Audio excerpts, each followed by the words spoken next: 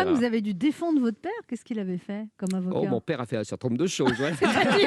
Mais le problème, c'est que c'est pas le meilleur client en termes d'honoraires, comme vous pouvez l'imaginer. Quand on défend sa cousine, son père, etc., c'est pas là qu'on est, qu'on Non, est mais le vous mieux l'avez payé. défendu et vous l'avez fait gagner. Vous l'avez bien défendu. Je crois que je l'ai pas mal défendu quand même. Et mon père m'a quand même amené des clients assez curieux. Hein. Comme ça, je me suis retrouvé avec Bob Denard, par exemple.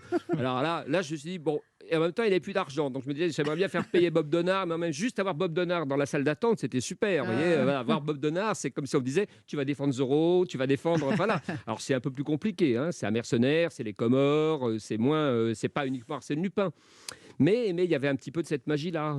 Mon père a eu des fréquentations très compliquées. Si on revient sur parachutisme un instant, pour ses 60 ans, j'étais, moi, à Paris, mon frère, quelque part à Paris aussi, mon père supposé être au fin fond de l'Afrique australe, en Namibie, quelque part, dans une réserve d'animaux, et mon frère et moi, on reçoit au mois d'août un billet d'avion première classe pour aller à Cuba.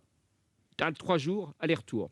J'appelle mon frère, je lui dis, c'est doit être notre père qui nous invite à quelque chose, mais c'est pas marqué. Là, c'était pas marqué. C'est pas marqué. Donc je dis, le seul mec que je connaisse qui a des copains à Cuba, qui sont d'anciens militaires, qui ont combattu en Angola, machin bidule, c'est mon père. Voilà. Ça sentait pas bon. À part quand de même. 3 copains écrivains, mais c'est pas eux qui m'ont envoyé un billet première classe pour venir aller voir à Cuba.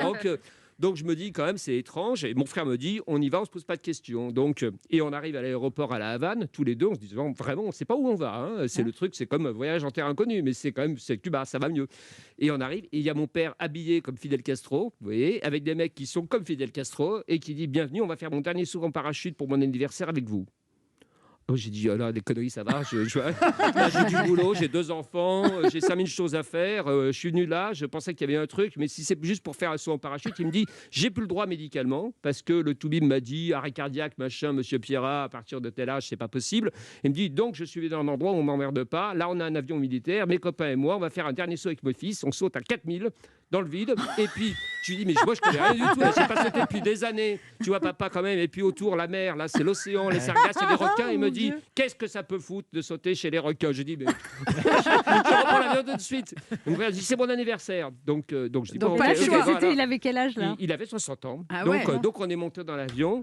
Et on a fait ce saut en parachute. Moi, je me suis dit, je suis chez les dingues, je rentre à Paris, je vais m'occuper de mes dossiers, de mes enfants, et je ne passe plus le périphérique avec mon père.